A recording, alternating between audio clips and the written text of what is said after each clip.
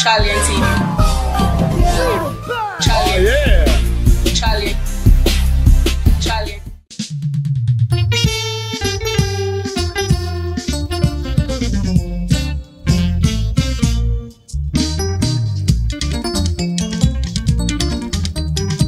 Jimi Benson ni Ikorodu ṣọmọlúwàbí.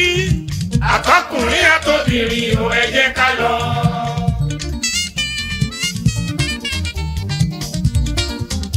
Mọ́túndé Alábàmbí. Oníkunlò mọ̀ká Àyìndé Adé. Àwọn èèyàn pàtàkì wọ́n bá ń ṣe dáadáa láàrin ìlú. Bàbá ń polongo wọn. Ẹ̀ṣẹ̀ kọ́ Àyìndé mi wá sí Alábàmbí. Jimi Benson ni Ikorodu ṣọmọlúwàbí. Àtọkùnrin àtobìnrin ò ẹ jẹ́ ká lọ. Tó ń bá ń ròyìn ènìyàn nípa òṣèlú póríṣiríṣi. Òṣèlú tó bá jọmọdé tó mọ̀ nípa èní tó túmọ̀ nípa ọlá ló yẹ ká fún láyè kó lọ ṣaṣojú wa láti ṣiṣẹ́ dáadáa. Jimi Benson iCare Foundation ọmọ bíbí rẹ̀. Òṣèlú tó bá jọmọdé tó mọ̀ nípa èní tó túmọ̀ nípa ọlá ló yẹ ká fún láyè kó lọ ṣaṣojú wa láti ṣiṣẹ́ dáadáa. Jimi Benson iCare Foundation ọmọ bíbí rẹ̀. Ẹni tó ń ṣàánú wa bàbá ṣàánú. Ẹni tó ń ṣàánú wa bàbá ṣàánú. Jimi Benson ń ṣàánú wa bàbá ṣàánú fún o. Jimi Benson ń ṣàánú wa bàbá ṣàánú fún o. Ọ̀dọ̀rẹ́bù Jimi Benson tó bá sọ bẹ́ẹ̀ náà la ṣe ń rí. Bọ́n bá ti ṣe sọ bẹ́ẹ̀ náà la ṣe ṣe kí ni bẹ́ẹ̀ la ṣe ń rí. Aṣọ yìí kò ní fàyà lórúkọ Jésù o. Ààyè lẹ lọ́ọ̀bẹ̀ ààyè náà lè máa padà o. Ipò tó tún gbé lè tẹ wà yìí. Irú èmi báyìí gbàdúrà fún yín sà.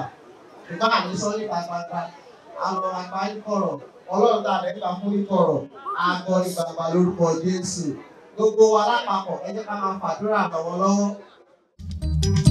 Jimi Benson ni Ikorodu ṣọmọlúwàbí. Àtọkùnrin àtobìnrin ò ẹ jẹ́ ká lọ.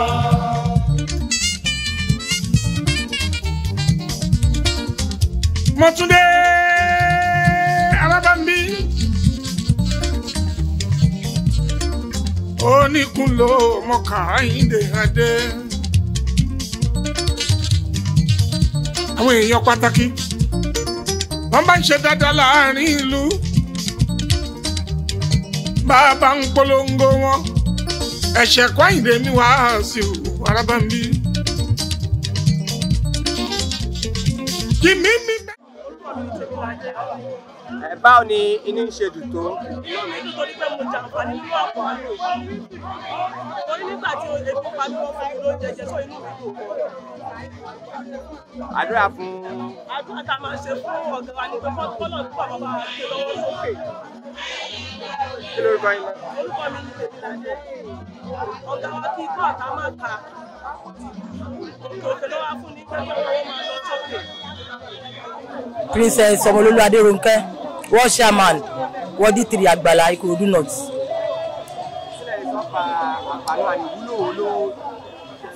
Apo Aanu jẹ́ ìwúlò tó pọ̀ rẹpẹtẹ, pàápàá lásìkò tá a wà yìí. It's like nígbà tí wọ́n ń nomi jẹ́ àwọn èèyàn nù ni. Apo Aanu ń pa ebi rẹ́nu ayé àwọn èèyàn. Ọ̀pọ̀ èèyàn ní orí nǹkan tó fẹ́ jẹ. Tó yẹ pé Apo Aanu yìí ló gbọ́kàn sí tó fẹ́ jẹ. Òun àtọmọ àtẹbí àtàrà ẹ̀. So Apo Aanu àǹfààní ẹ̀pọ̀ rẹpẹtẹ gan ni gan. Èmi dúpẹ́ adúpẹ́ mo kọ́kọ́ dúpẹ́ lórí ayé wọn náà fún Honorable Babajimi Adegoke Benson tó represent wa ní House of Representatives ní Abuja.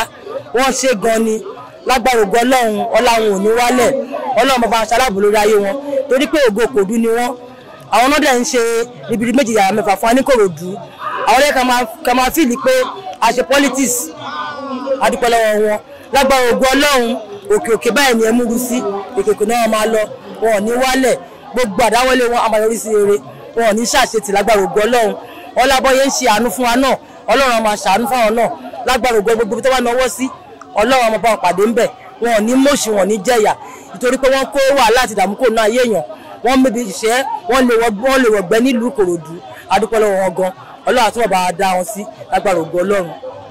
Orúkọ mi ni very àlùfáà Táíwò Òjó.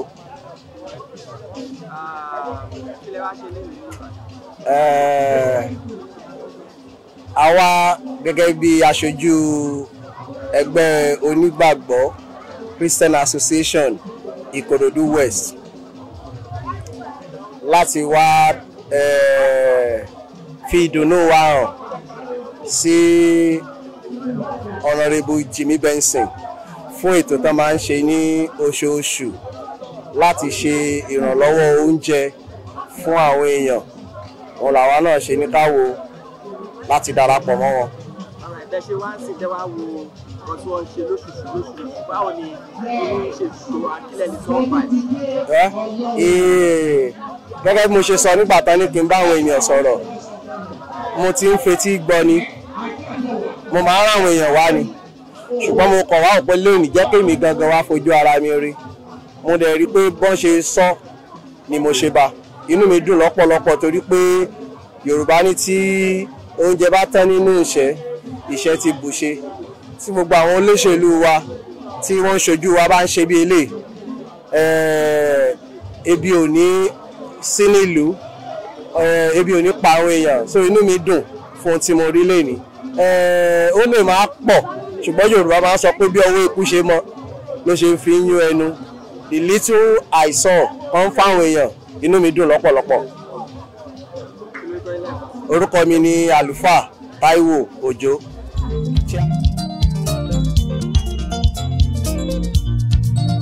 APC ẹgbẹ́ olóríire All Progressive Congress lórúkọ ẹgbẹ́ wa. APC ẹgbẹ́ olóríire ẹgbẹ́ onígbàlẹ̀ APC for change o.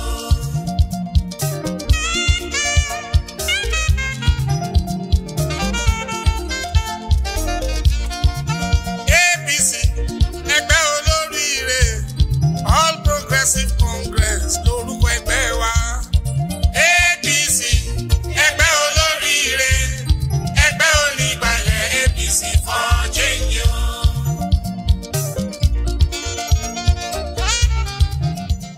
What's your name, sir? Babajimi Benson.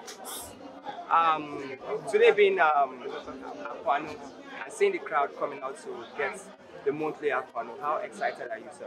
It's great. I feel good and sad as well to see people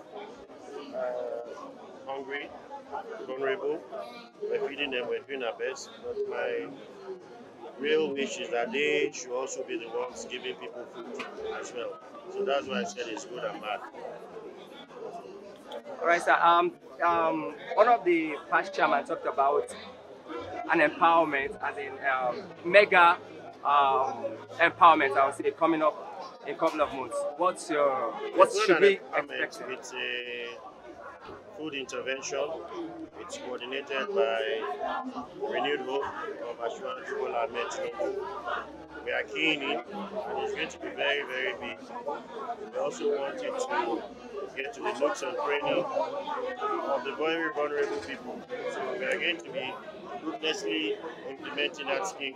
It's going to come up soon. Yes, like I explained to him, it's going to be powered by the federal government initiative. They want to feed as many vulnerable people as possible. So I'm going to be the spearhead of my federal constituency. And we're going to make sure that as many people as possible get stable food on their table. Like I said, don't ever the road into